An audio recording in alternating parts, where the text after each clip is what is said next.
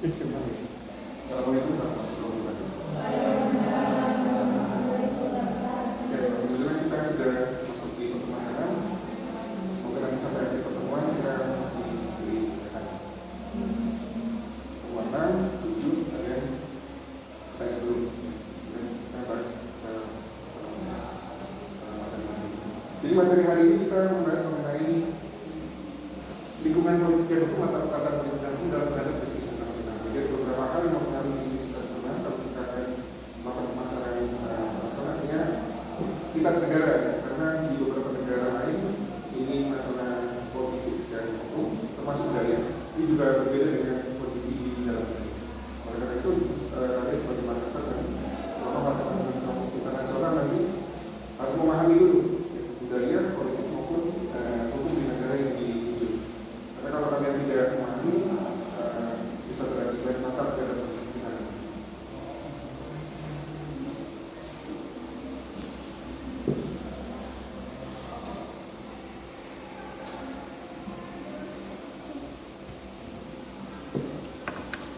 Jadi untuk masalah politik dan hukum ini sudah saya share di e-learning ya.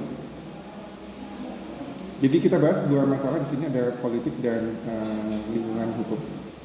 Untuk stabilitas politik ini merupakan salah satu variabel penting bagi perusahaan ketika mempertimbangkan perluasan pasar ke luar negeri. Jadi kalau minggu lalu kita membahas mengenai penciptaan pasar, pengembangan pasar ya, pengembangan pasar untuk lingkupnya internasional. Jadi ada beberapa hal mengapa perusahaan harus melakukan atau kondisi tertentu perusahaan harus melakukan pengembangan pasar atau menciptakan pasar baru ya. Itu biasanya kalau masih ada sisa produksinya, kondisinya masih ada produksi, kemudian penjualan kita menurun, itu bisa kita mencari pasar baru. Jadi stabilitas politik saya ulang merupakan salah satu variabel penting bagi perusahaan ketika mempertimbangkan perluasan pasar luar negeri.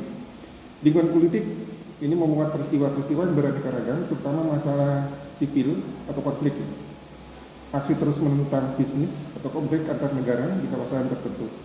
Dan jadi kalau kita ingin masuk ke mengembangkan bisnis kita atau pemasaran secara internasional, kita harus memahami politik di negara yang akan kita tuju. Apakah terjadi konflik, apakah aman-aman saja di negara tersebut, dan sebagainya. Apa hubungannya politik dan pemasaran di sini? Jadi keputusan pemasaran dalam konteks internasional sangat dipengaruhi oleh perspektif politik kedua negara. Jadi baik negara kita maupun negara yang kita tuju. Sebagai contoh misalnya di sini keputusan pemerintah Amerika Serikat telah mempengaruhi industri mobil di negara tersebut.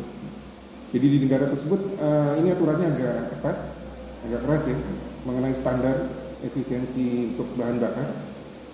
Ini kadang telah menyulitkan industri dalam beberapa hal. Jadi pemerintah berbagai negara di dunia membantu industri dalam negerinya dengan memperkuat daya saing mereka melalui kebijakan fiskal. Jadi seandainya kita ingin memasarkan produk kita di Amerika misalnya, nah di sana kebijakannya tentang efisiensi untuk bahan bakar. Nah kalau produk kita tidak menyesuaikan standar di sana, ini kadang tidak diterima di sana. Ya. Jadi kita harus menyesuaikan keadaan kebijakan di negara yang akan kita tuju. Dukungan politik yang demikian dapat memainkan peranan penting dalam mencari pasar luar negeri. Di sini ada beberapa sumber masalah politik yang harus kita ketahui sebagai marketer. Terpaksa kita belajar masalah politik juga ya. Masalah politik, masalah budaya, masalah hukum. Walaupun tidak paham, paling tidak kita memahami saja. Walaupun kita terlalu paham, paling tidak mengerti. Oh di sana terjadi konflik, hukumnya seperti ini. Karena nanti bisa terjadi kasus misalnya yang sampai harus menggunakan arbiter ya.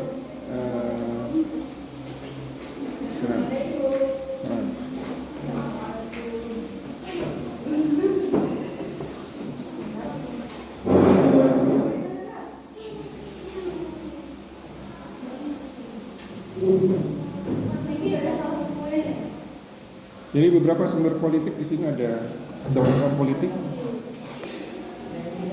ada konflik politik, kemudian ada campur tangan politik.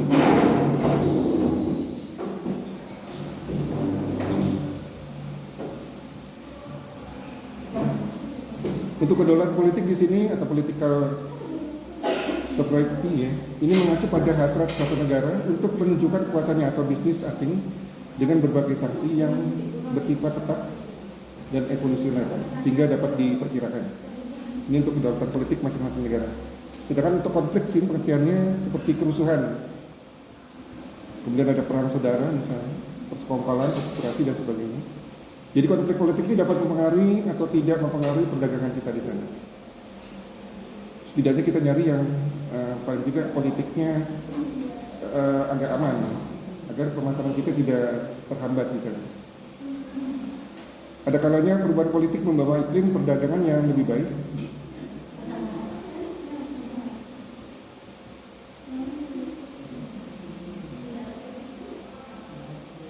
Di sini konflik politik dapat mempengaruhi bisnis baik secara langsung, direct effect, maupun pengaruh tidak langsung, indirect effect.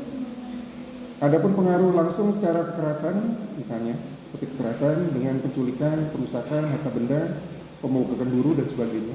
Apalagi kalau kita ingin membangun perusahaan di sana, jadi kita harus perhatikan betul. Ya. Tenaga kerjanya juga seperti apa di sana.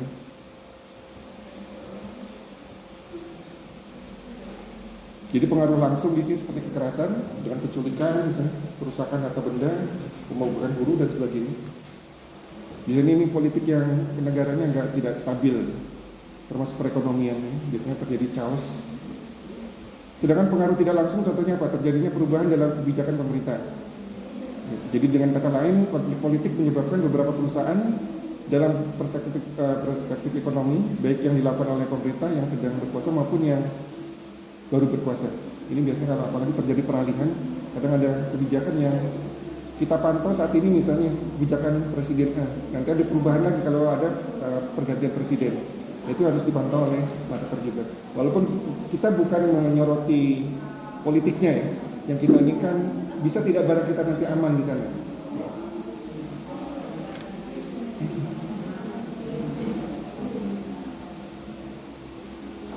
Untuk campur tangan politik di sini merupakan suatu kebijakan pemerintah negara setempat untuk memaksa perubahan dalam operasi kebijakan, dalam operasinya kebijakan dan strategi perusahaan asing.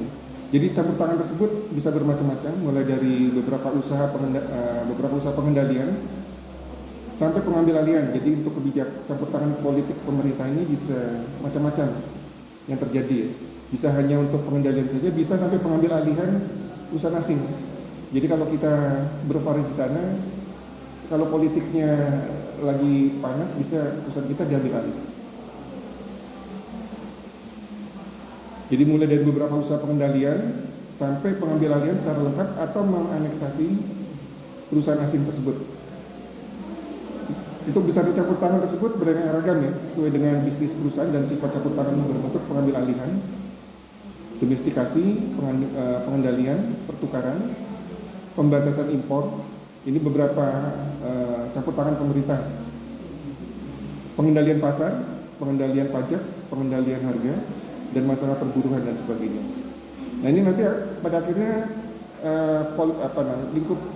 lingkungan politik dan hukum ini akan berpengaruh pada price, place, promotion, dan produk kita. Ya. Untuk selain faktor di atas, ada beberapa faktor lain juga yang akan mempengaruhi di sini. Jadi dalam pemasaran internasional perlu juga kita ketahui model politik yang diterapkan pada negara sasaran. Jadi di sini ada beberapa model politik. Ada politik internasional negara sentris, jadi terpusat. Kemudian ada model politik nasional, model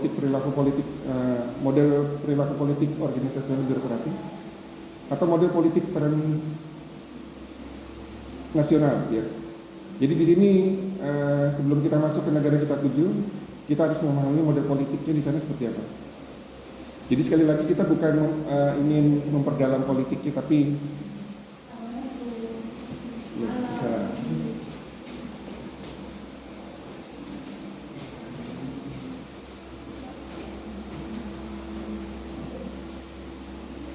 Untuk politik internasional negara atau sentris ini terpusat. Di sini berasumsi bahwa pemerintah suatu negara bertujuan mencari kekuasaan dan status dalam hubungan dengan negara lain, tujuan kompetisi dan desentralisasi sistem politik internasional, pemerintahan tersebut menggunakan semua sumber daya internalnya untuk mencapai tujuan-tujuan internasional. Untuk model politik nasional di sini mengasumsikan bahwa pemerintah suatu negara cepat tanggap terhadap pertentangan kepentingan dalam suatu sistem politik. Untuk model perilaku politik organisasional birokratis, di sini berasumsi atau mengasumsikan bahwa tindakan pemerintah suatu negara adalah akibat dari suatu proses organisasional dalam birokrasi pemerintah. Sedangkan untuk model politik transnasional ini menekankan pada meningkatnya peran penting yang dimainkan dalam politik dunia oleh organisasi selain organisasi pemerintahan nasional. Jadi setiap model mengandung sejumlah variabel dan proposisi tentang hubungan antara variabel-variabel tersebut. Manfaatnya apa bagi kita? Ya, bagi marketer ya, mengetahui model politik dan kondisi politik di suatu negara yang akan kita tuju terutama. Di sini kita dapat mengidentifikasi negara-negara yang mungkin berakhir atau artinya chaos di sini atau tidak bisa kita masuki. Ya. Yang kedua, kita bisa mengidentifikasi negara-negara yang dapat diabaikan karena tidak sehat secara politis. Jadi bisa kita lihat negara-negara mana misalnya. Kemudian memberikan sebuah kerangka kerja untuk mengidentifikasi negara-negara yang berisiko secara politis, tetapi tidak begitu risiko jika secara otomatis disingkirkan.